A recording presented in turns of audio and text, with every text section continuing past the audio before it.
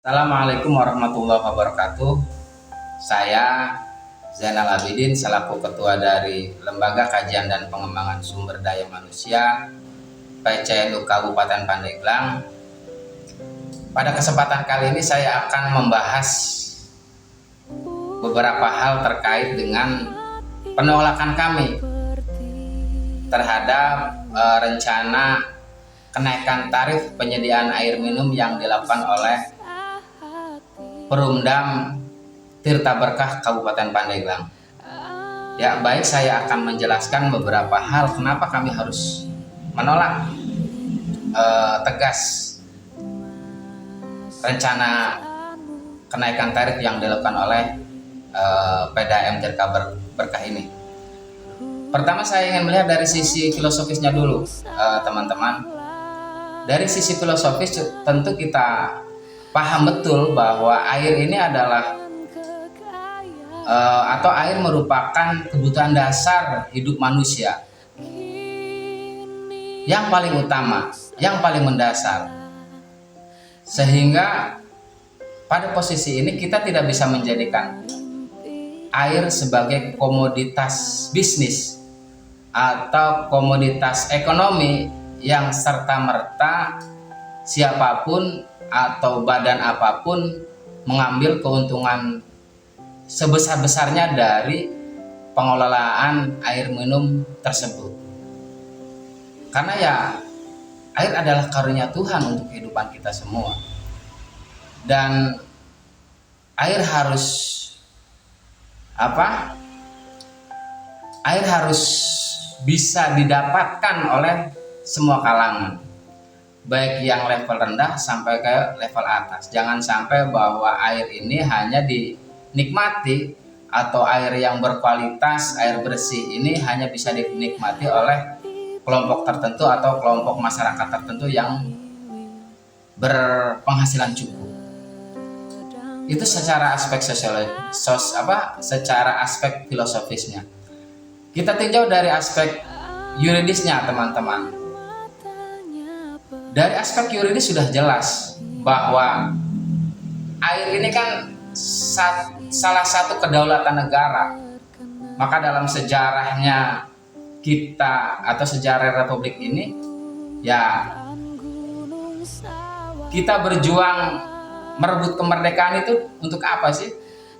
Tidak lain adalah demi tanah dan air, demi kedaulatan air yang bisa kita peroleh dan digunakan untuk kesejahteraan rakyat Indonesia, sehingga air betul-betul menjadi komoditi yang tidak bisa diambil alih oleh siapapun.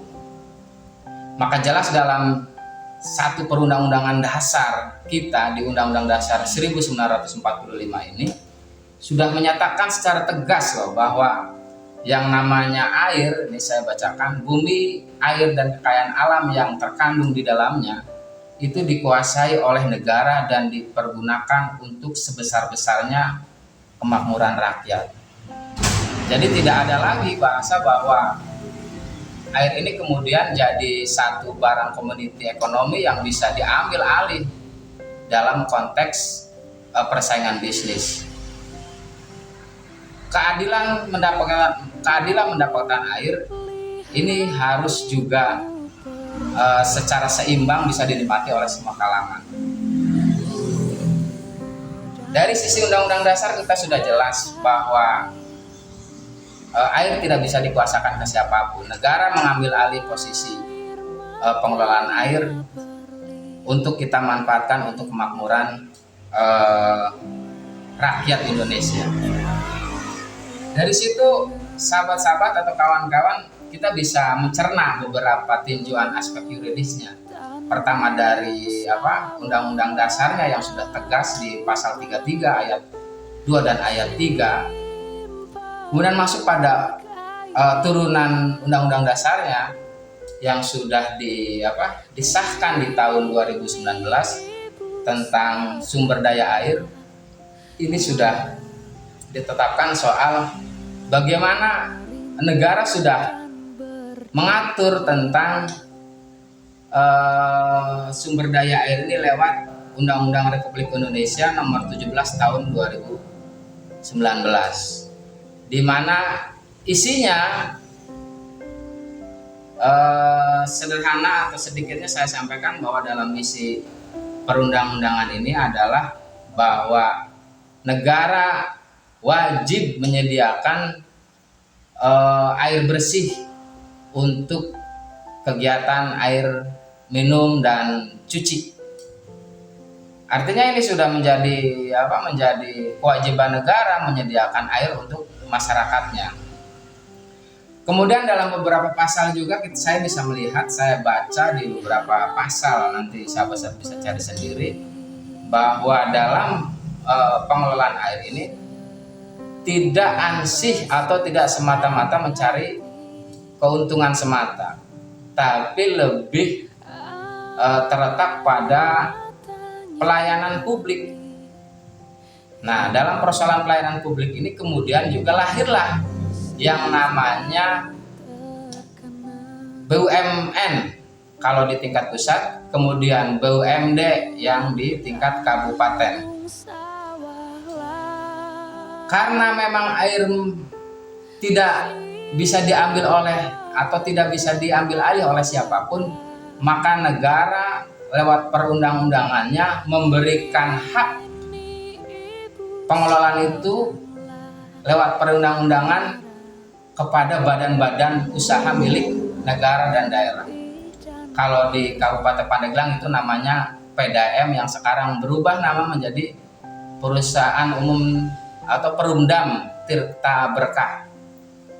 Nah, ini konsep yang harus kita pahami dulu, bahwa PDAM bergerak mengelola menyediakan air itu karena diberikan mandat oleh negara untuk mengelola air, menyediakan air kepada masyarakat Pandeglang, sehingga pemenuhan terhadap kebutuhan air masyarakat Pandeglang itu terpenuhi. Maka dalam posisi ini, ya, Perumdam adalah salah satu-satunya badan usaha atau perusahaan yang mengolah air bersih, yang kemudian dalam permodalannya itu mutlak lahir dan diberikan lewat penyertaan modal daerah. Nah, dari mana penyertaan modal daerah itu datang? Ya, datang dari pajak yang diberikan oleh masyarakat Pandeglang dan retribusi yang disumbangkan oleh masyarakat Pandeglang menjadi pendapatan asli daerah. Kemudian lewat mekanisme bagi hasil, maka penyertaan modal itu masuk ke PDAM dan mengelola unit usaha yang berkaitan dengan pengelolaan air.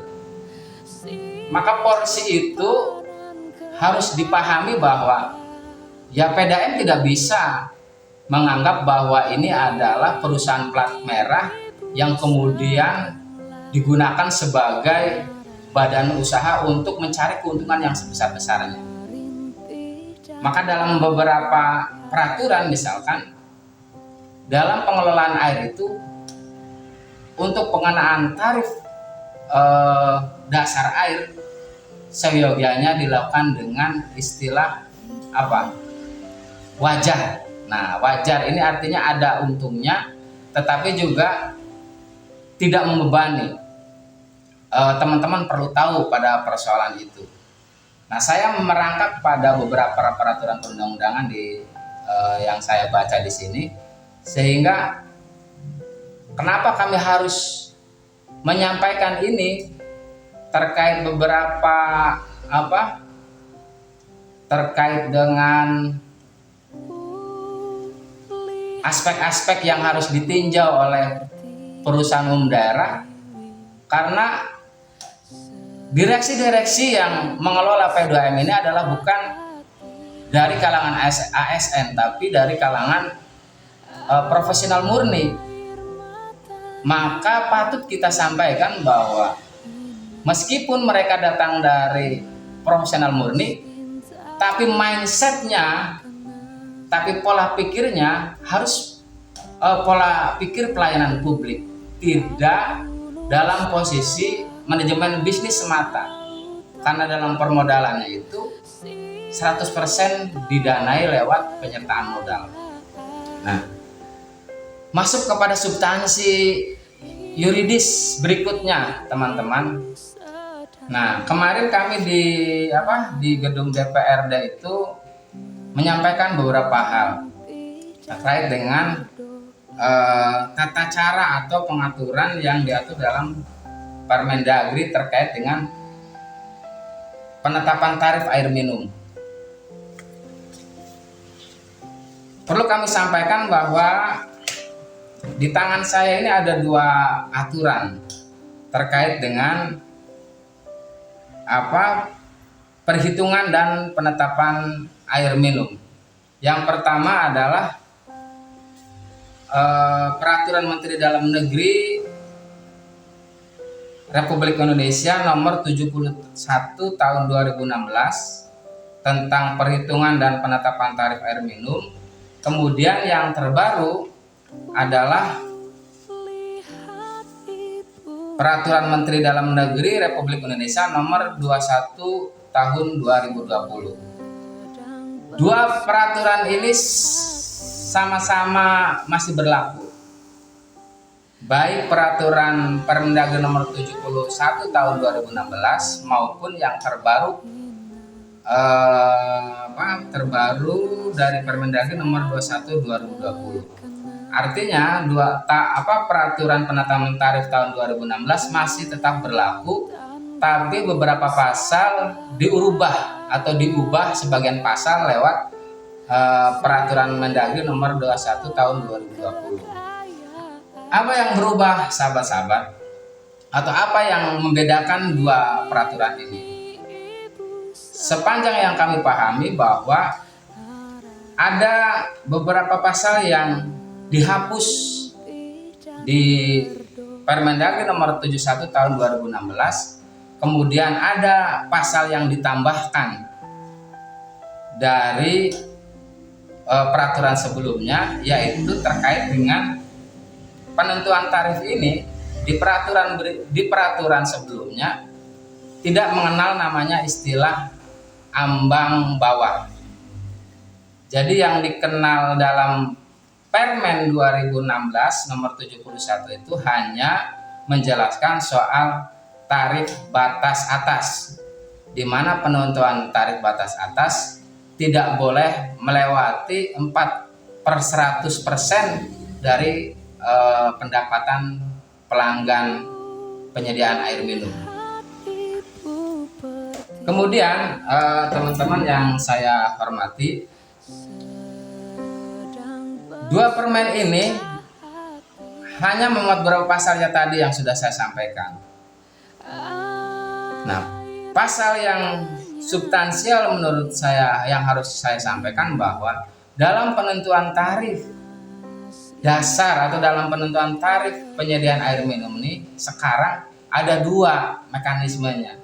Yang pertama adalah penentuan tarif sebagaimana yang sudah diatur dengan Permendagri nomor 71 tahun 2016. Kemudian tambahan pasal yang merupakan penerjemahan berikutnya di Permen nomor 21 tahun 2000 itu terkait dengan batas ambang bawah dan batas ambang atas, tarif atas dan tarif bawah.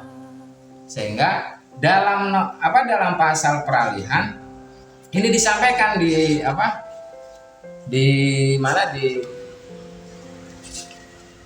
Permen yang terbaru ini bahwa penetapan mengenai tarif batas atas dan bawah di provinsi dan kabupaten mulai berlaku paling lambat tahun 2022.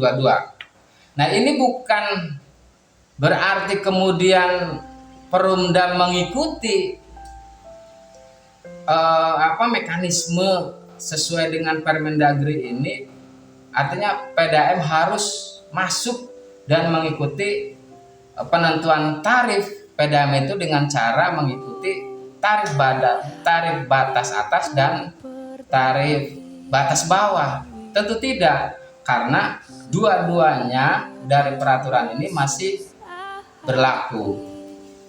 Nah, kenapa dalam Permendagri terbaru ini ada istilah batas bawah, kenapa misalkan di Permendagri ini ada mengistilahkan batas bawah?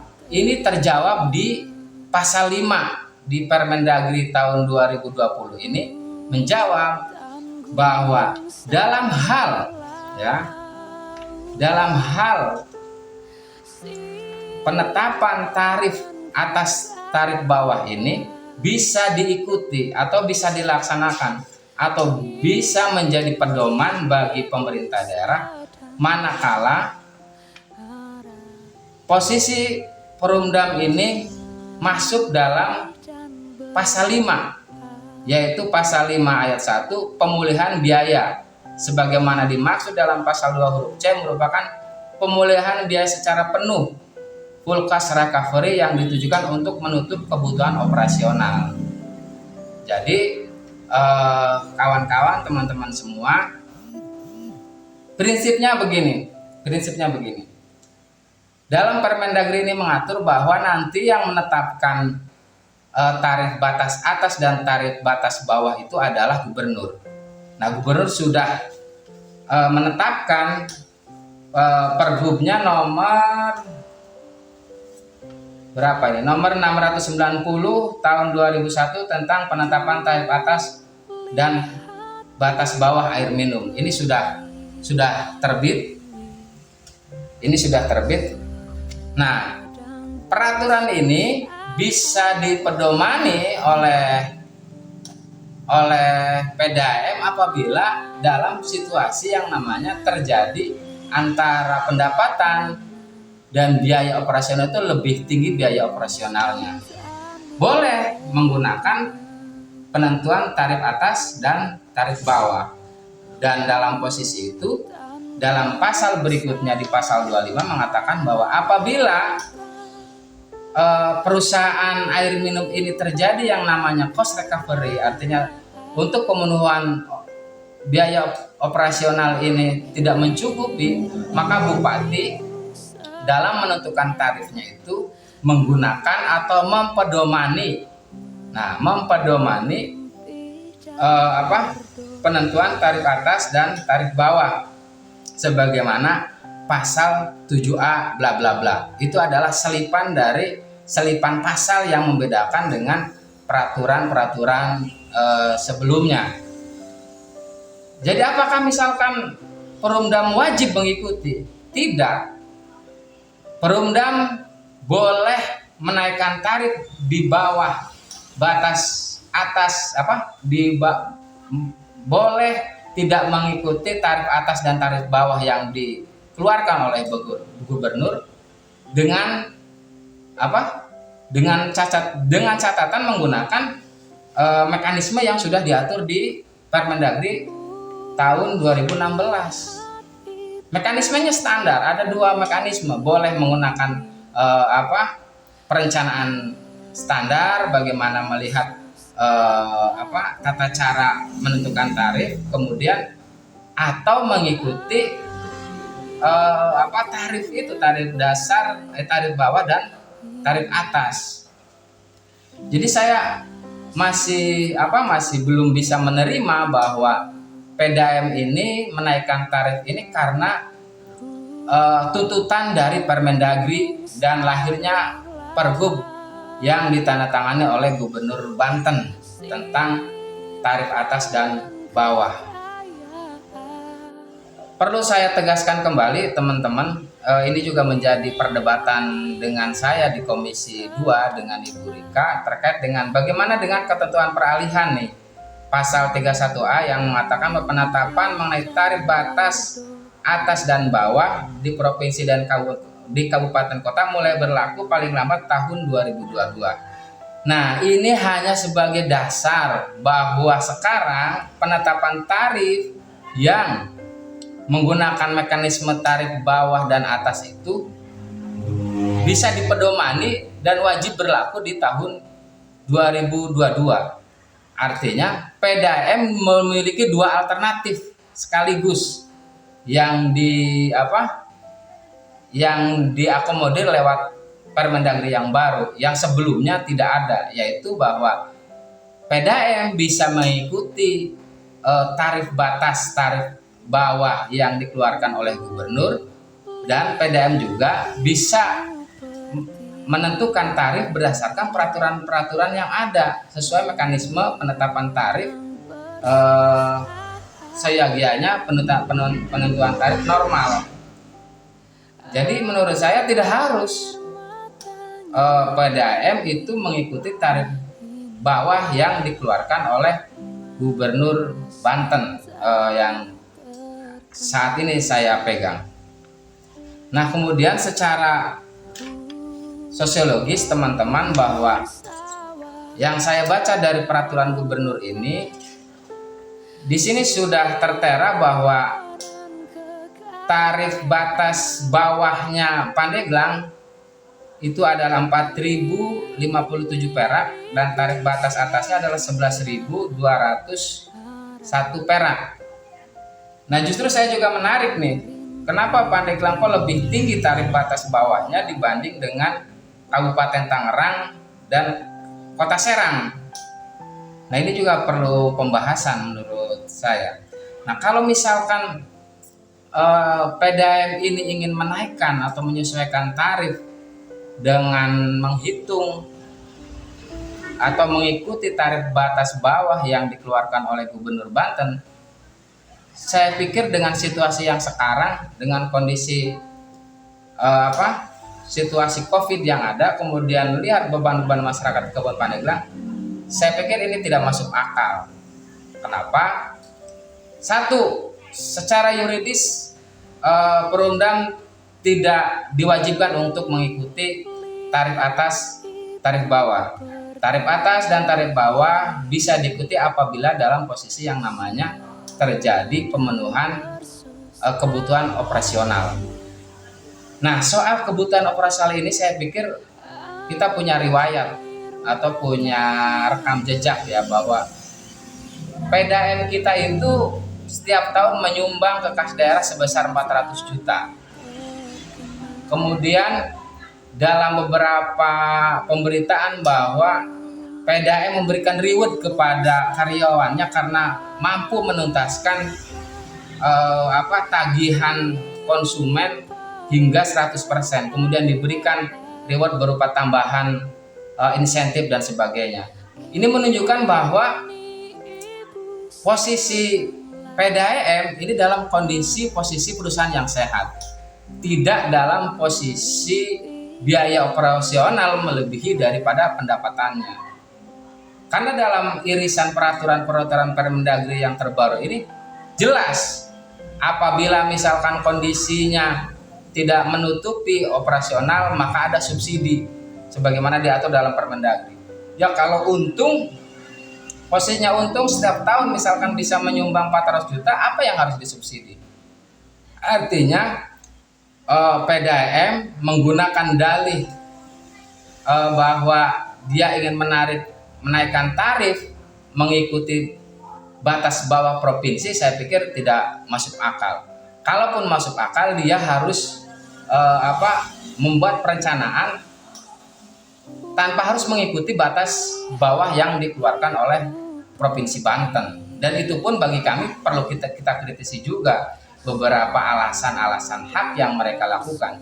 Karena sekali lagi saya pertegas bahwa di Permendagri yang terbaru ini tidak hanya membahas soal penetapan tarif atas dan tarif bawah, tapi juga mengatur hal-hal lain terkait penentuan tarif sebagaimana yang dikuatkan di Permendagri nomor 71 2016 diperkuat dengan Permendagri nomor 21 tahun 2020. Sehingga lagi-lagi saya pikir bahwa alasan Perumda menaikkan tarif ini karena dipaksa oleh sebuah peraturan untuk mengikuti, saya pikir ini tidak masuk akal. Kemudian juga alasannya bahwa mereka merugi juga tidak masuk akal, karena setiap tahun Perumdam bisa melakukan bagi hasil laba bersih dengan pemerintah daerah itu senilai 400 juta setiap tahun. Kemudian dari sisi momentum saya pikir tidak tepat. dari sisi posisi pelanggan atau masyarakat, ini juga tidak tepat untuk melakukan penaikan tarif. Saya pikir teman-teman harus kita bisa baca bahwa yang namanya naik itu belum tentu untung. Itu yang kemarin saya sampaikan, bahwa jangan sampai berpikir bahwa dengan cara menaikkan tarif penyediaan air ini kemudian PDAM bisa jadi untung. Bisa jadi PDAM rugi, bisa jadi PDAM tidak bisa melakukan ekspansi usahanya ke pelanggan-pelanggan berikutnya karena dinilai oleh masyarakat bahwa PDAM ini menjual air ke masyarakat ini dengan nilai yang mahal, apalagi notasi kubikasinya dimulai dari nilai 4.200 perak, 20 perak. Ini sangat membebani saya pikir. Kemudian juga dengan situasi beban masyarakat yang sekarang ini menghimpit, kenaikan bahan pokok, kemudian juga situasi COVID yang belum menentu, kemudian pemulihan ekonomi nasional juga mendorong masyarakat untuk bisa merecovery perekonomiannya, kemudian juga barang-barang lain juga turut menjadi beban-beban masyarakat. Kemudian secara periodik mereka memiliki tanggungan berupa misalkan jaminan kesehatan, biaya pendidikan, kebutuhan ekonomi, kebutuhan keluarga, kemudian jaminan kesehatan, itu juga menambah beban bagi masyarakat. Apabila misalkan PDAM ini pun pada akhirnya ingin menaikkan, ini saya pikir tidak adil. Saya pikir PDAM tidak melihat kondisi masyarakat Pandeglang sedang mengalami situasi seperti apa. Secara sosial, secara sosiologis, penentuan tarif yang direncanakan oleh PDAM saya pikir tidak tepat.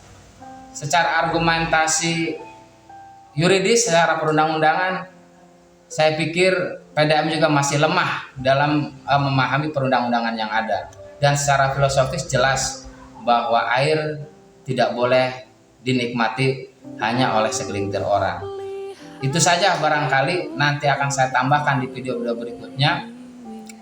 Ini penting, kami tetap menyatakan bahwa menolak rencana kenaikan tarif penyediaan air minum yang dilakukan oleh perusahaan umum atau Perumdam Tirta Berkah Kabupaten Pandeglang. Terima kasih teman-teman yang mengikuti kajian saya selaku Ketua Lembaga Kajian dan Pengembangan Sumber Daya Manusia PCNU Kabupaten Pandeglang. Wallahul muwaffiq ila aqwamit thoriq. Wassalamualaikum warahmatullahi wabarakatuh.